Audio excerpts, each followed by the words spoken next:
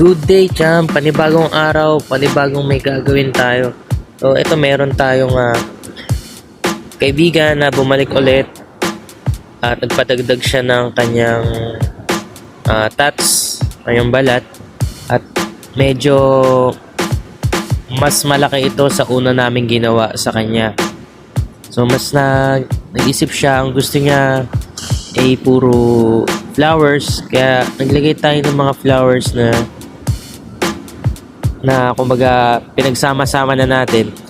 Sabihin na natin parang bouquet, pero wala siya sa lalagyan, pero basta kasama-sama siya.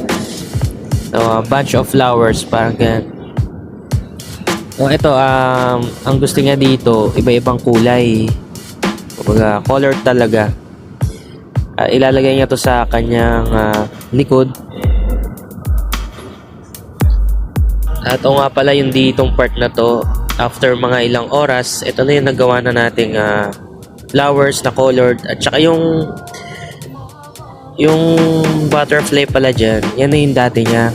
In-enhance lang natin kasi patay na yung kulay, tsaka wala rin siyang kulay, black and white lang. Maganda dinagdag natin siya dun sa butterfly na dati niyang tattoo. So ito na yung natapos natin. May rose, may morning glory, ewan ko kung anong klaseng bulaklak yung iba, tsaka sunflower. So yun lang, salamat, message lang kayo pag may mga tanong kayo at gagawa natin ng paraan.